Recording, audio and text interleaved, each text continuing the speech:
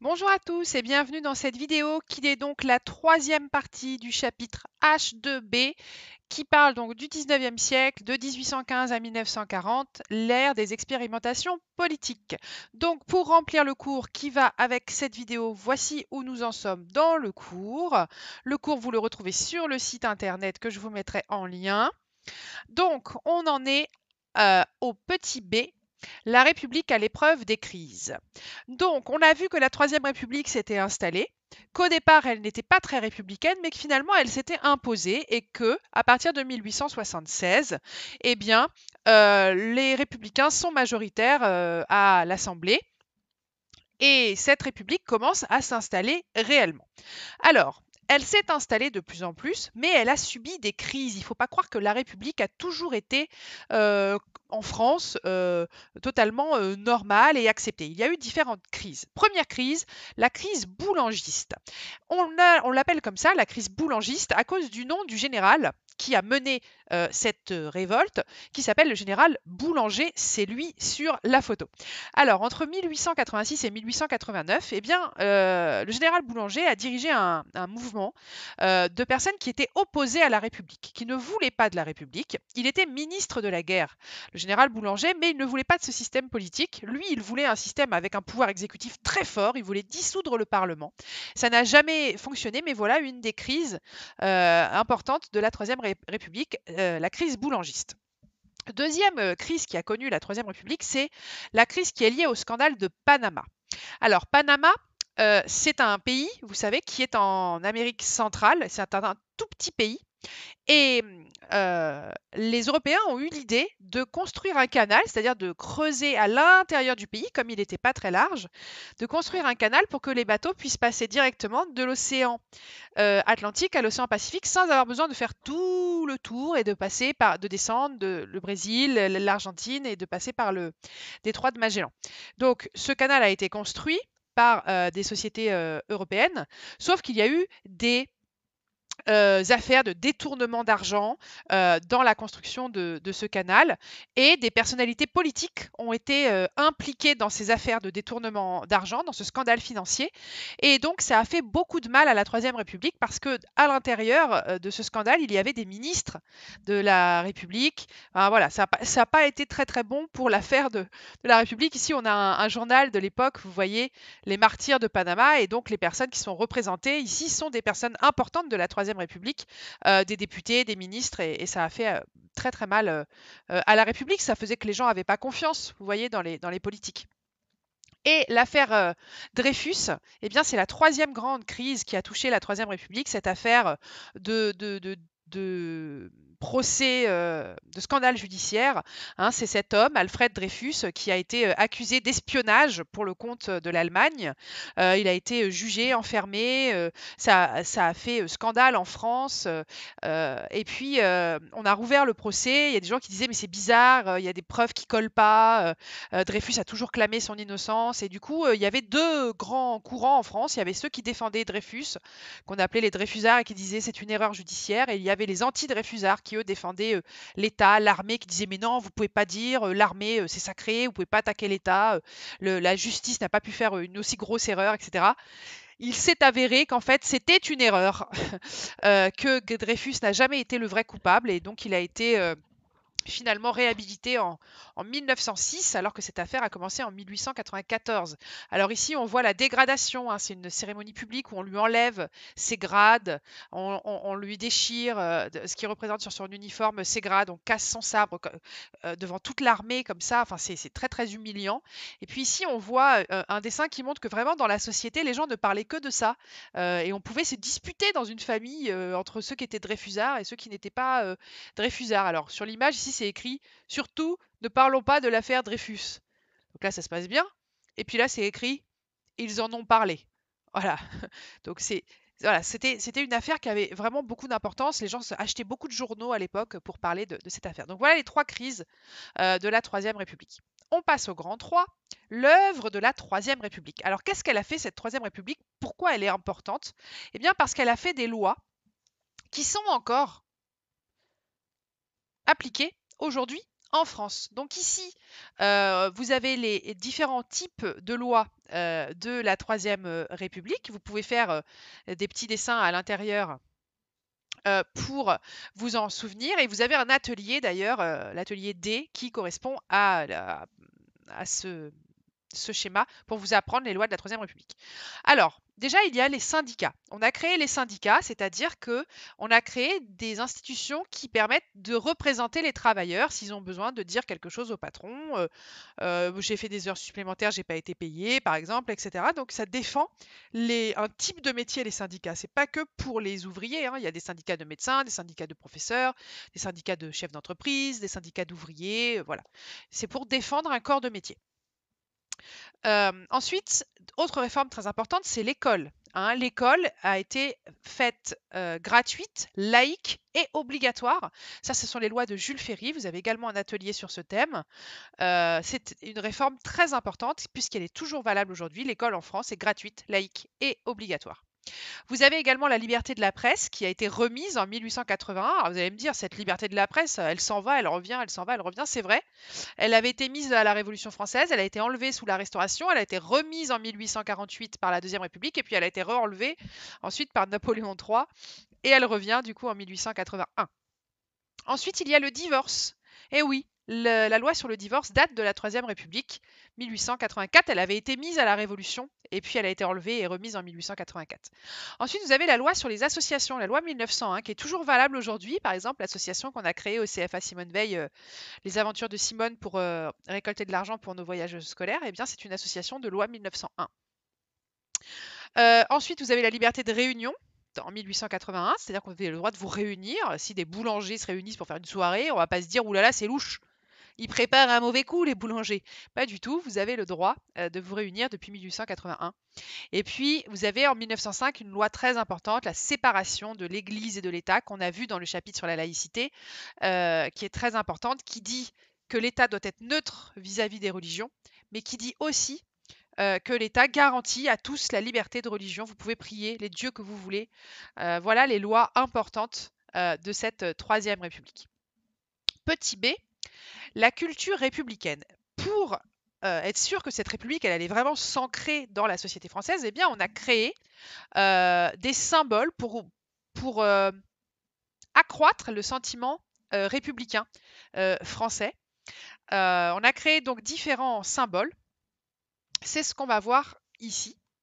Donc, vous avez le drapeau français, bien sûr, le drapeau bleu, blanc, rouge, hein, qui avait été déjà pris par Louis-Philippe, qui a été repris ensuite avec Lamartine en 1848. Eh bien, on va décider vraiment d'adopter ce drapeau pour la République française. Il y a l'hymne national, la date du 14 juillet, la Marianne, la devise liberté, égalité, fraternité et le symbole du coq. Donc, il faut savoir que ces symboles, ils n'ont pas été choisis comme ça au hasard, hein. Il y a des gens qui se sont réunis pour décider la date du 14 juillet. Il y avait d'autres dates qui étaient en compétition, pareil, pour l'hymne national. Alors, on va regarder tout de suite une petite vidéo.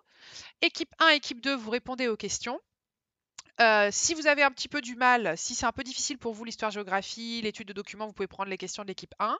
Si vous êtes très à l'aise et que c'est facile pour vous, vous pouvez prendre les questions de l'équipe 2. Ça amène à aux mêmes connaissances à la fin, ne vous inquiétez pas.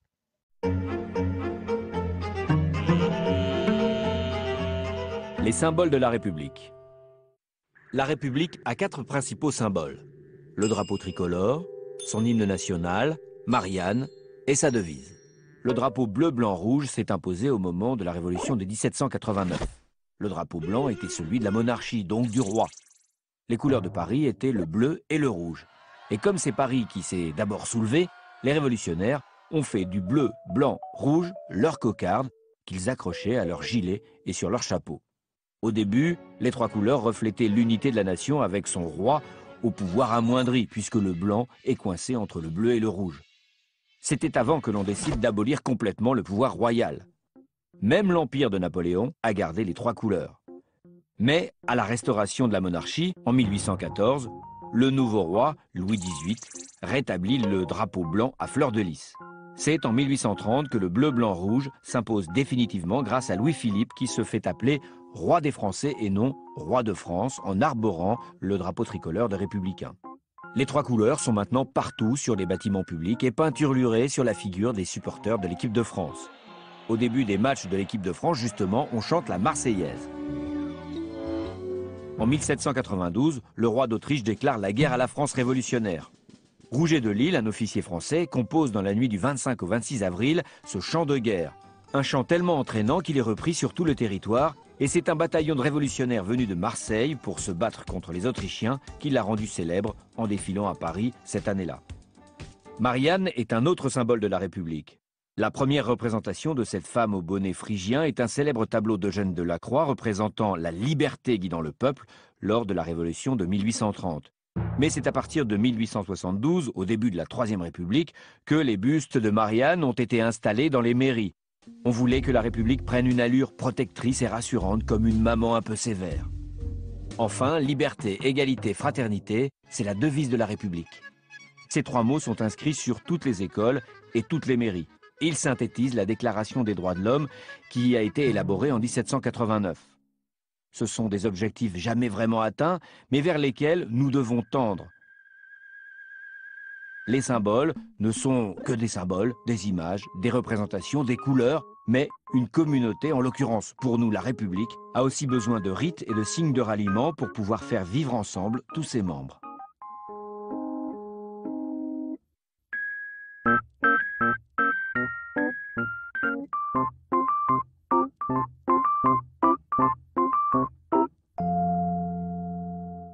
Alors, on va corriger donc les questions sur cette petite vidéo. Alors, pour l'équipe 1, quels sont les 4 principaux symboles? C'est la même chose pour l'équipe 2. Les 4 principaux symboles sont le drapeau, l'hymne, la Marianne et la devise liberté, égalité, fraternité. Quand est apparu, oula, il y a une faute, quand avec un D c'est mieux. Quand est apparu le drapeau? Eh bien, le drapeau est apparu dès la Révolution française. Vous pouvez mettre. Qui est l'auteur de la Marseillaise? L'auteur de la Marseillaise est Rouget de Lisle. Rouget de Lisle. Rouget, R-O-U-G-E-T. Plus loin 2, D-E. Plus loin Lisle, L-I-S-L-E. On ne prononce pas le S. Donc Rouget de Lisle. Quand a-t-elle été écrite? Eh bien, elle a été écrite en 1792, pendant que la France était en guerre contre l'Autriche et les Prussiens. Donc c'est une chanson de guerre. C'est un chant de guerre. D'ailleurs, au départ, ça ne s'appelle pas la Marseillaise, ça s'appelle Chant pour l'armée du Rhin. Voilà, c'est une chanson de guerre. D'où vient la Marianne? Eh bien, la Marianne vient du tableau La liberté guidant le peuple, que vous avez vu donc dans ce chapitre, hein, dans l'atelier A. Quelle est la devise de la République? Liberté, égalité, fraternité. Pourquoi c'est ça cette devise? C'est parce que ça résume ce qu'il y a dans la Déclaration des droits de l'homme et du citoyen. Équipe numéro 2, donc les 4 principaux symboles, on l'a dit. D'où viennent les 3 couleurs? D'où viennent les 3 couleurs du drapeau français? Eh bien, le bleu et le rouge, c'est les couleurs de Paris. Hein, vous voyez bien le Paris Saint-Germain. Le maillot, c'est bleu et rouge. C'est les couleurs de Paris. Et le blanc, c'est la couleur de la monarchie. C'est génial en fait. C'est-à-dire que notre drapeau de la République aujourd'hui, bleu, blanc, rouge, le blanc symbolise la monarchie qui n'existe plus en France. C'est assez drôle. La monarchie, c'est le roi, hein, d'accord? Comment se fait appeler Louis-Philippe? Eh bien, Louis-Philippe, il se fait appeler roi des Français. Hein, la différence, c'est que du coup, ça fait, au lieu de mettre roi de France, roi des Français, ça donne l'impression qu'on s'occupe vraiment des gens. Vous savez que que Louis-Philippe a été chassé finalement en 1848. D'où vient la Marseillaise? Eh bien, donc, elle vient donc de Rouget de Lisle, qui a écrit ce texte pour l'armée du Rhin. Hein, c'est un chant de guerre qui a été écrit pendant la Révolution française, pendant que la France était en guerre contre les Prussiens et les Autrichiens.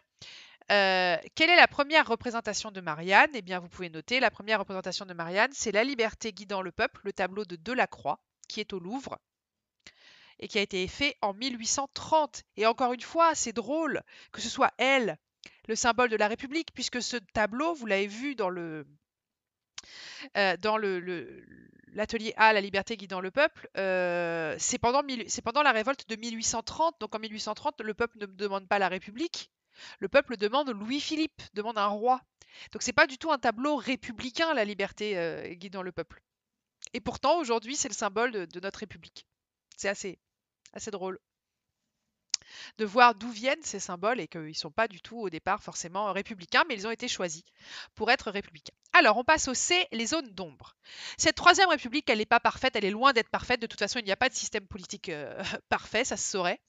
Donc, il y a eu plusieurs zones d'ombre dans cette Troisième République. Première chose importante, c'est sur le plan social. Sur le plan social, la Troisième République, elle a mis en place des mesures importantes. Par exemple, elle a réduit le temps de la journée de travail.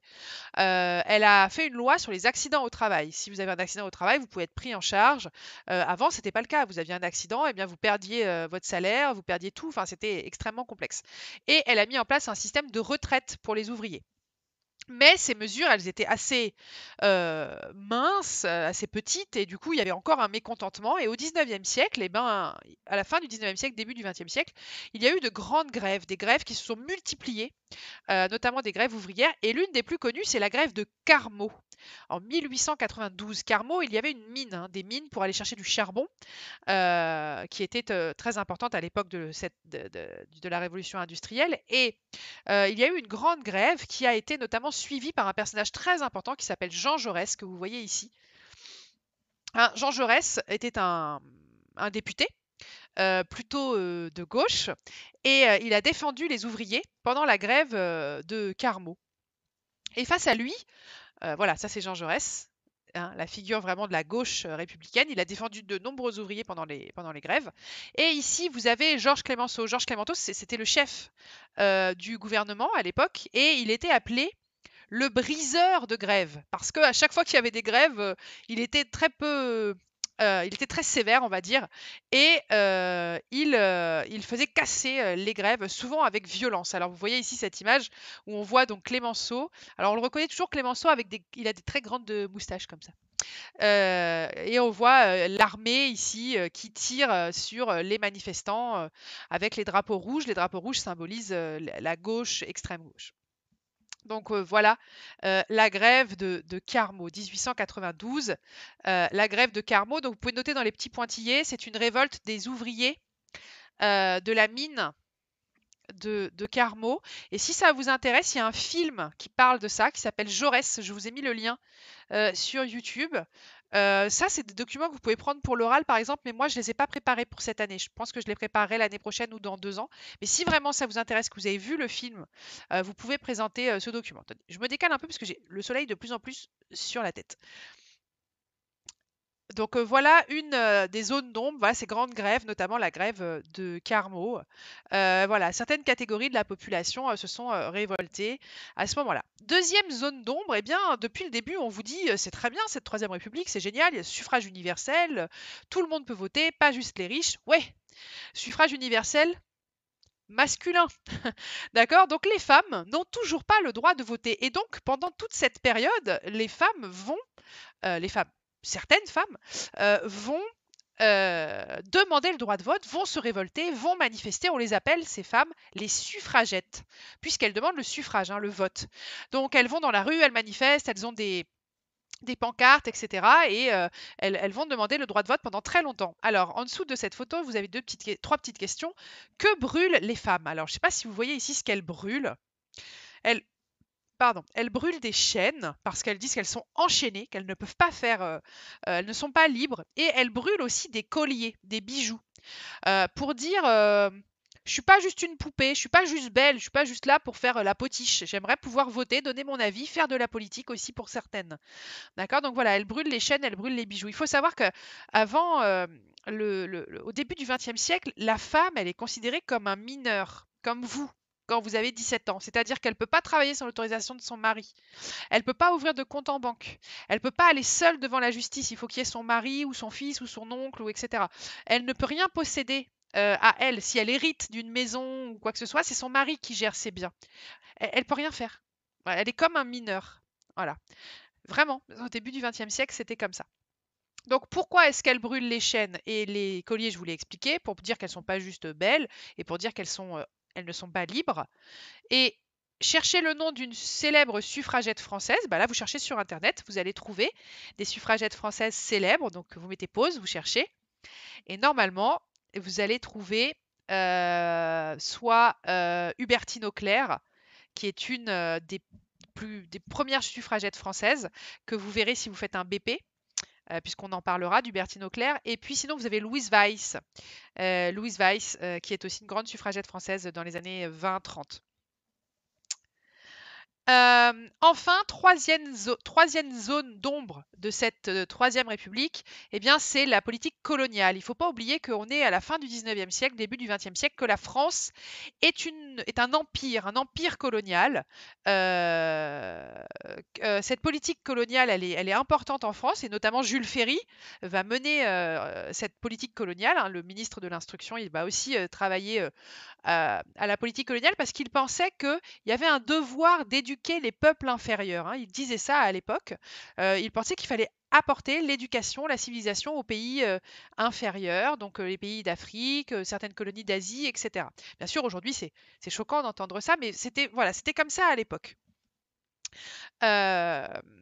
Et du coup, la France a un empire colonial très important, hein, pour l'époque. Voilà, ici, vous avez Jules Ferry. Alors là, c'est une caricature, hein, c'est un article de journal qui se moque de Jules Ferry et qui dénonce la colonisation. Vous voyez, qui dit que ça a fait beaucoup de morts et de massacres, notamment en Algérie. Et donc, tout le monde n'était pas d'accord avec ce système colonial, hein, ça vous le montre. D'accord ? Et ici, vous avez donc l'empire colonial français. Donc voilà tout ce qui appartenait à la France. Hein. C'était énorme et ça lui rapportait beaucoup de richesses. Hein. Donc beaucoup de pays de l'Afrique nord, Afrique de l'Ouest, Madagascar, La Réunion, et puis ici des zones en Asie qui étaient très importantes. Alors je vous demande, par exemple, sur la carte, de souligner, d'entourer l'Indochine. Donc l'Indochine, c'est ici. Bah, c'est facile, hein, c'est entre l'Inde et la Chine. Indochine. Ils se sont pas foulés pour trouver le nom. L'Indochine, sur la carte, voilà, était une colonie française et ça l'est resté pendant très longtemps. Ça a été une colonie française jusqu'au XXe siècle, jusqu'au milieu du XXe siècle. Voilà donc pour cette troisième partie. Conclusion, donc nous avons donc vu que le 19e siècle est vraiment le siècle des expérimentations politiques. On a tout testé. Hein. Les Français ont testé de nombreuses formes de régime. Donc on a vu les monarchies, on a essayé la République, on a essayé encore une fois l'Empire, puis la République. Voilà. Donc elle a essayé différentes formes de régime avant d'installer une Troisième République qui, elle, a été vraiment durable, même si au départ elle ne devait pas durer. Et bien finalement c'est elle qui est restée le plus longtemps jusqu'en 1940. Alors, donc, les ateliers que vous pouvez faire sur ce chapitre, donc ils sont à la fin de votre cours. Donc, vous avez la liberté guidant le peuple, la frise chronologique, les personnages politiques, les lois de la Troisième République, les lois Ferry, l'abolition de l'esclavage avec Victor Schœlcher, reconnaître les régimes politiques, et puis un personnage important de l'époque qui peut permettre de rentrer à la fois dans les suffragettes et dans la République, c'est George Sand en 1848. Donc, voilà vos documents. Quels sont les documents que vous pouvez choisir sur ce thème-là? Eh bien, je vous propose la liberté guidant le peuple. Ça, c'est un document qui passera très bien à l'examen. Je vous propose l'abolition de l'esclavage. Ça passera très bien aussi. Et je crois que les lois Ferry. Voilà, les lois Ferry, c'est assez facile à expliquer. Après, vous pouvez prendre d'autres documents que j'ai déjà mis sur le site internet, sur la Troisième République, expliquer les systèmes politiques. C'est un petit peu plus complexe et pour l'instant, je ne les ai pas préparés. Mais si ça vous intéresse vraiment, vous pouvez les prendre. C'est ceux qui sont en bleu clair sur le site. Voilà pour ce chapitre. H2B de 1815 à 1940. La troisième partie ira donc de 1940 à aujourd'hui. Je vous souhaite bon courage dans la préparation de votre examen. Ciao.